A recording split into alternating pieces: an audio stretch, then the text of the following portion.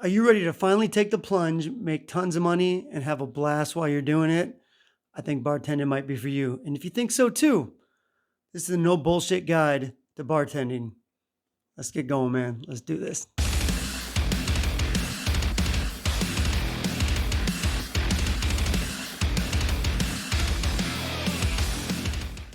So honestly, bartending can be really great, man. It's tons of energy, it's lots of fun, real good money, and honestly, it's unlike anything you've ever done before. But I'm not going to waste your time, all right? This is to get you going up and rolling as quickly as possible. Three different things that I want to go over, right? Knowledge, right? The knowledge that you're going to need before you even get in the bar. Also, we're going to go step two with the networking and the location. What kind of bar you want to go to, when you get to the bar, how do you even get the job, right? That's kind of what we're gonna go through. And then the tools and approach, right? So once you've got the job, kind of what to expect, what you need to do. Again, I'm not gonna go crazy behind the well and stuff like that. This is just more getting that job, kind of where to start, kind of giving you just an idea of what you need to do before you're actually behind the bar. So let's get started. All right, so let's break down the different liquors, wines, and beers you're going to encounter while being a bartender. Okay, now these are real important. These are, you really need to know these before you even get behind the bar. So for your different liquors, you've got bourbon, whiskey, rye, and scotch. Okay, that's within like the bourbon whiskey family. Then you've got your tequilas. You've got gold, silver, reposado, anejo, and extra anejo. All right.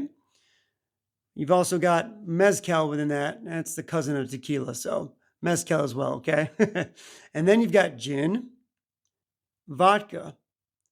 You've got your brandy and cognac. And then your rums, which can be categorized as silver or white rum, spiced, and dark. You also have cordials, or your liqueurs, such as like Cointreau, that you're going to use for different flavoring of your cocktails. So again, they don't fall in the realm of being a whiskey or a rum or anything like that. They're just more flavoring. So they're kind of in their own category. You also need for your wines. All right. So you're going to have red wines, white wines. Red wines are usually room temperature. White wines are usually chilled down in the refrigerator. Your red wines, you're going to have your Cabernets, your Pinot Noir, and your red blends, okay? And then for your whites, usually you're going to have Chardonnay, Sauvignon Blanc, Moscato, and a Pinot Grigio. You also have probably your champagnes down there close by too. Even though they're not a wine, they're going to be close. So the Proseccos or champagnes close to the cold wine. Then you got your beers, okay? Your beers are either going to be on tap or on draft. Usually the handle, that's what you see those. Or they're going to be with cans or bottles. And again, you got to kind of figure out what your bar has. Is it a place where you can go outside? Maybe they want cans, right? So you take them outside so there's no glass. Or maybe it's always going to be in pint glasses. Again, you'll figure that out with the bar that you're at. But just understand that there's different ways you can pour beer and people can get beer. Also within that realm, I would talk about seltzers as well, such as High Noons or White Claws, things of that nature. And so understand just what products that bar has, and then you'll be able to sell products easier to customers. So, all right, so now let's talk about some of the terms or lingo you're going to hear while you're making drinks or when somebody's asking you how they like their drink made, okay? So these are some of the most common ones you're going to hear. You've got rocks. All right. Hey, can I get that Doers on the rocks? All right. That basically means it's a 2-ounce pour and you're just putting the liquor and some ice. A neat pour, that's the opposite. There's no ice in it. Still a 2-ounce pour, just no ice. Okay. A shot. And we're all probably familiar with what a shot is, right? A shot of tequila. Those little guys, usually 1.5 ounce. Okay. You got single, doubles, and talls. So if somebody wants a double Jack and Coke, all right, double Jack and Coke, that basically means you are putting a 2-ounce pour into the glass and then the rest is going to be Coke. If they wanted a single Jack and Coke, all right, single Jack and Coke, all it is a single shot, the rest with Coke. So a double is always going to be more alcohol. A single is going to be just a standard pour of alcohol. And some people say a tall. So you might hear, let's just say, a Bacardi double tall, okay? Bacardi double tall, sure, it's probably going to be silver rum, a white rum, right? So that just means that you're still going to give them a double pour, a 2 ounce pour, but you're going to put it in a bigger glass. And really what that means is when people want a tall, they want more of the mixer. So the Coke or the Sprite or the ginger ale or the club soda or water or whatever the heck they want to put in there. That's really what that means. So single, 1 shot, double, 2 shots or 2 ounce pour, tall, they can do single tall or double tall, just means they want it in a bigger glass with more of a mixer, okay? Then on the martini side, you have dirty and up. Dirty basically is the term to use when you want olive juice in that martini. So if somebody's ordering a, Grey Goose dirty martini, right? Grey Goose, that's a vodka. So it's going to be vodka with olive juice, making it dirty. Now that's a dirty martini. Now, if they want it up though, so say they say, Grey Goose martini up, or just a Grey Goose martini and don't specify that they want it dirty, then all that means is you're just shaking up the martini, right? You're shaking up the vodka in the shaker tin. I'll go over that in a second. Shaking that up, putting it in the martini with nothing. It's literally just the alcohol shooken up in the martini glass. That's it. All right. So other little terms you might hear is a press. So maybe you'll hear like a vodka press. The press means half soda, half Sprite, or half Sierra Mist, whatever you've got. I don't even think they have Sierra Mist anymore.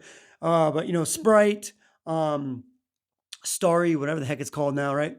And basically it's half club soda, half Sprite, and then you're gonna have your liquor in there. Okay. Another term is a splash. So say somebody wants, again, we'll go with vodka. It's pretty common with this is a vodka soda with a splash of cranberry.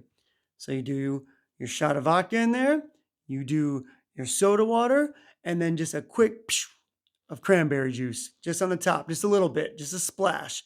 Doesn't need to be a lot. So these are some of the terms you're going to hear. And again, know these terms, know what they mean, and don't look at your customer like a deer in headlights when they ask you these things, because the easiest way to get a drink returned back is just not making it right. So learn these terms and you'll be okay. All right. And then the last thing to kind of really familiarize yourself with is going to be the different glassware that you're going to put this different liquor and wine and beer in. All right. So some of them we've got are martini glasses. Okay. Those are going to be for your martini cocktails. Again, either dirty, up, whatever, however they want it. That's a martini glass. Okay. Your highballs. Highballs, usually you can use those for your Long Island iced teas or Tom Collins or anything like that. There's a lot of different drinks that go in highballs. Just think of them as kind of like almost your standard drinking cup that you would have maybe at home, but not as big as like a beer glass, a pint glass. So kind of in between, okay? You've got your rocks glasses. Now your rocks glasses is usually what you're going to put in scotch or whiskey or bourbon or really anything, but really what it's used for is that's when people want to drink their drink neat with no ice in it or on the rocks, either with some ice chips, ice cubes in it, or with one big block of ice in it, right? Big ice cube. So that's rocks glasses really for that. And then, of course, your shot glasses, those little guys that we all take, and that we love and get all lovely messed up on, right? Shot glasses. And your white and red wine glasses. Now, red wine glasses are going to be bigger. White wine glasses are going to be smaller. So you can always tell the difference between the two, usually just by the size. Most bars don't have just one size for both wines. There's usually a red wine bigger, white wine smaller, right? You also have some flutes, usually for champagnes. You can also have a coupe glass as well. That's just another kind of alternative to sort of either the martini or the champagne, just kind of in between, right? Snifters, you're not going to see them as common in most bars, but if you're working at a bar that has them, cool. Snifters mainly for scotch, but whatever, use it for whatever you like to use. And copper mule cups for all the different mules that you're going to be making, especially Moscow mules. It's kind of cool when you can throw that in a copper tin cup. People really think it's neat, and it's kind of, that's what it's for. And then you got your pint glasses, right? Your beer glasses. And those can be 16 ounces, which is what a pint is, or some of them can be, 20, 22 ounces. The bigger ones, it really depends. So some bars will be, hey, do you want, whatever. Do you want a Miller Lite on draft? I do. Okay. Do you want a pint or tall? Tall is going to be just a couple ounces bigger. So some of the glassware you're going to see, you're going to use. Make sure you're familiar with that glassware so you're putting the right drinks in the right cups. So I'd like to make another video at some point about free pouring and the counts that you're going to need so that you're not always having to use jiggers, which jiggers are these little tools that you're going to use to measure alcohol. Some bars make you exclusively use those. Every bar I've ever worked at, I don't use them. I don't like them. I don't need them, but I've been doing it long enough that I don't need them. If you're brand new, it's probably a good idea to maybe have them on hand to make sure that your counts are good, to make sure you're not under pouring or over pouring. So there is a benefit to using them, but once you get to the point of free pouring, that's the real ticket, especially high volume bars. There's those little jiggers, they take too long. You don't have time for that. Okay. So free pouring is real nice if you can get it down. And honestly, one of the best ways to do it is get yourself a bottle of, say, vodka, something with a long neck, like a Tito's bottle is great to use, a Tito's vodka. And, get it from a bar. If it's empty bottle, see if they'll give it to you, or, whatever. If you're drinking liquor at home, when you're done with the bottle, save it and get yourself a speed pour or a pour spout that you can put on there. Fill up the bottle with water, okay?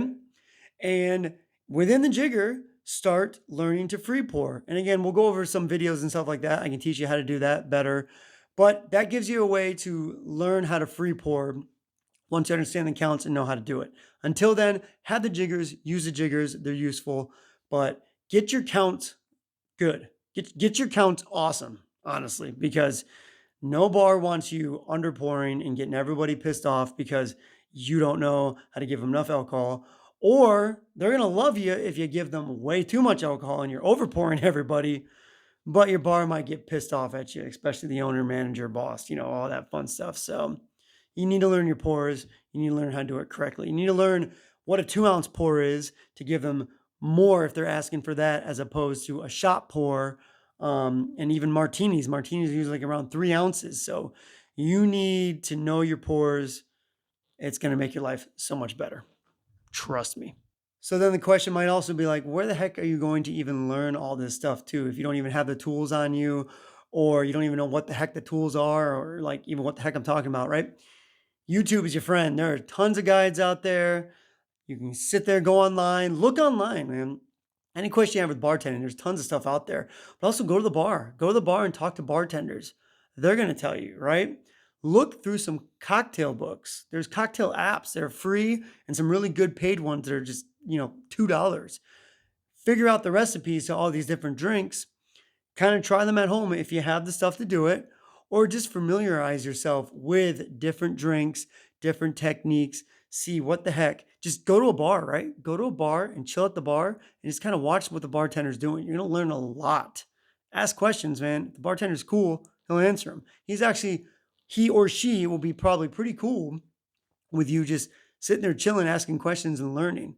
As long as you're not getting in the way of them trying to make money. And if they're busy as hell, yeah, don't worry about that. Don't do that. That's just going to piss us off. All right, with step 1 out of the way, let's jump right into step 2, and that's networking and your location. All right.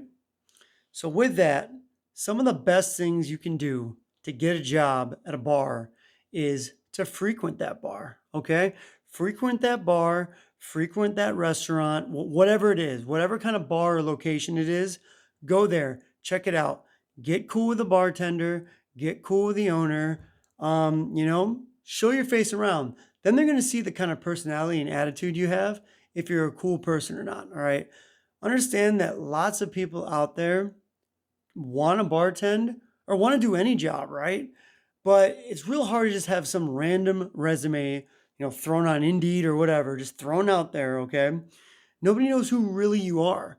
Like, everybody can learn how to do something, but if you don't have the personality, and unfortunately sometimes maybe even the look or even just the motivation and attitude, it's like, if we can't see that, if they can't see that, you might not get the job. So go to the bar that you're interested in, go to a couple bars and show that, hey man, you're a cool person and you'd be willing to work. and you'd be willing to, be the best bartender they could have.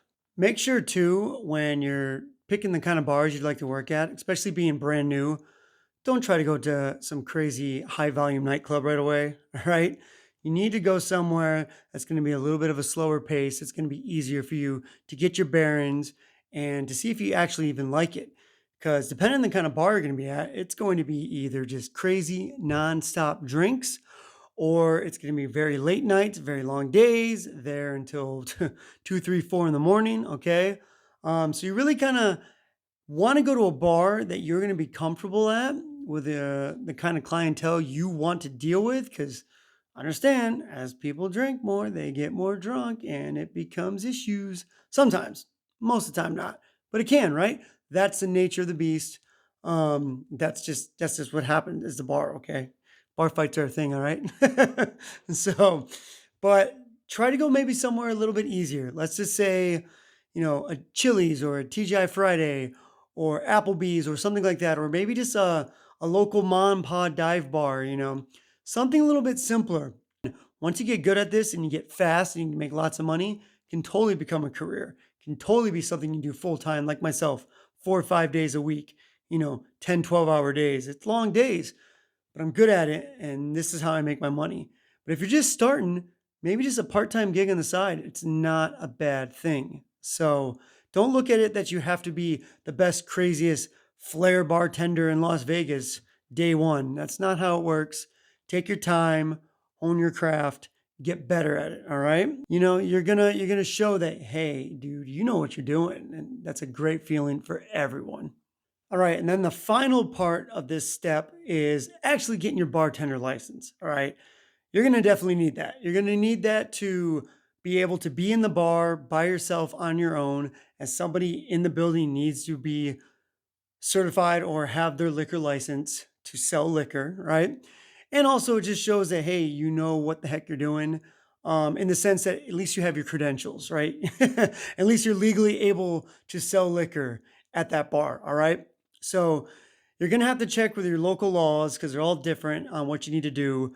Some places you can get your liquor license before you even have a bartending job, and you show up to the job and, hey, look what I got. Bam, I'm ready to go. Here we go. Right.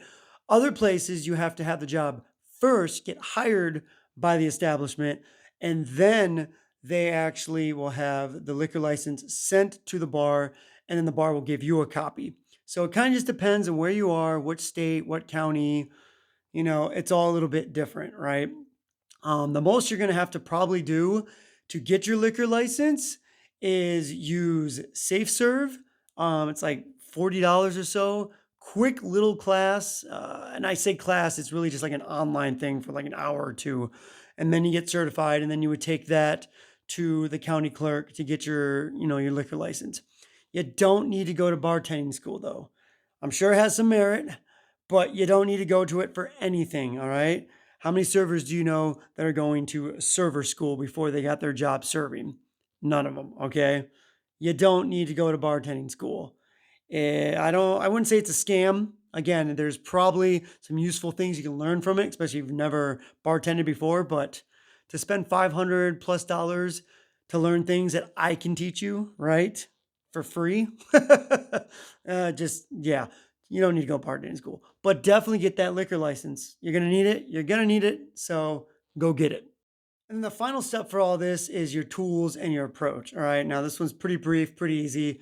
This is assuming you got the job, right? Or you're right on the cusp of getting it. All right. You're so close, right?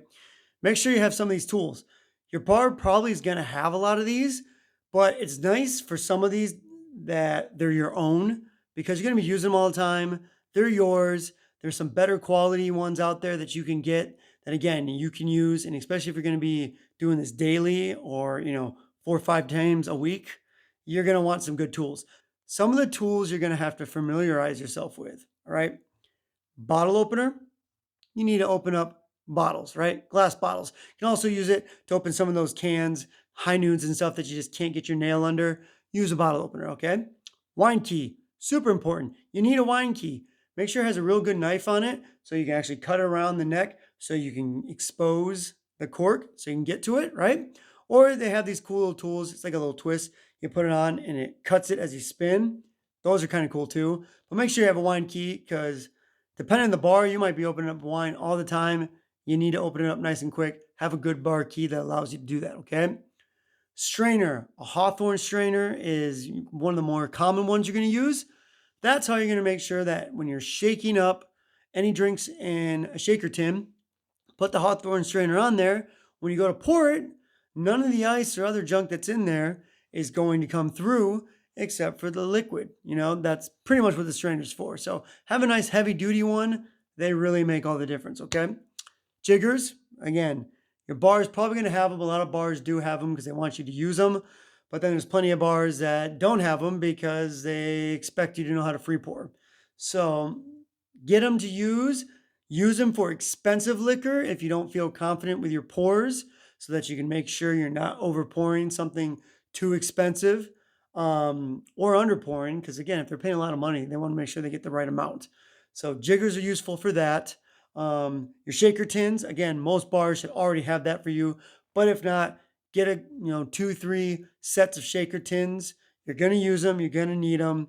Make good cocktails in them. Again, get some kind of heavy ones. Get some, not heavy, just get good quality ones. Don't get those crappy cheap ones. You'll know the difference when you pick up a cheap one versus a good one, okay? A bar spoon, very helpful. Use it to get cherries out, maraschino cherries when you're doing old fashions. Use it to stir mojitos. Again, usually it has a little spinning, little motion around the bar spoon. You can use that to make layered cocktails and stuff. A little more advanced, but again, bar spoon, super useful. And a muddler. Especially if you're here in Wisconsin, you're making Wisconsin old fashions all the damn time, okay?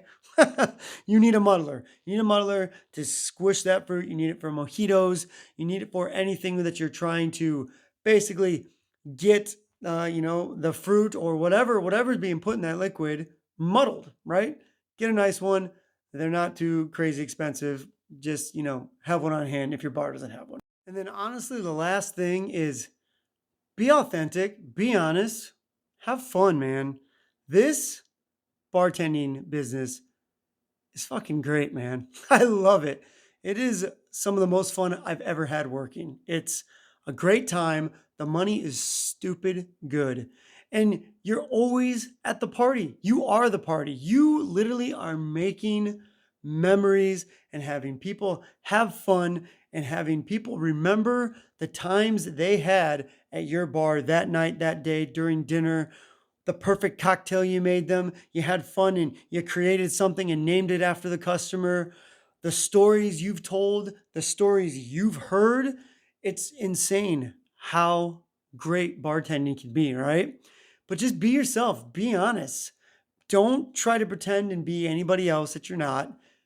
Have fun with the guests. Talk to them, communicate, have your own flair of how you do things, how you say things. It's so there's no other job where you can just learn so much from somebody just a couple feet away from you. It's so neat. So honestly, hopefully all this helped you out. If you have any questions, please ask. Go in the comments below. Anything I missed, anything you want me to elaborate on, any more videos you want me to do in the sense of, getting a little bit more in depth and more detail with some of this stuff, I definitely will. This was just a super, broad, simplified, no bullshit guide, like get in, get out. This is kind of how bartending is. This is what you should kind of look for, what you kind of do. We can get into all the nitty gritty. I mean, there's so much more you can talk about with this. This was just, again, a super quick overlay of it all, right? But again, please go in the comments. Put anything you'd like in there, anything, any questions, any whatever, right? And please subscribe because heck yeah, I got way more of this stuff coming. And you guys are awesome for watching what you have so far. So let's keep this going. Let's keep having fun with this. Again, fucking love this, man. This is Aaron with SkullCatPodcast. See y'all later. Have a great night.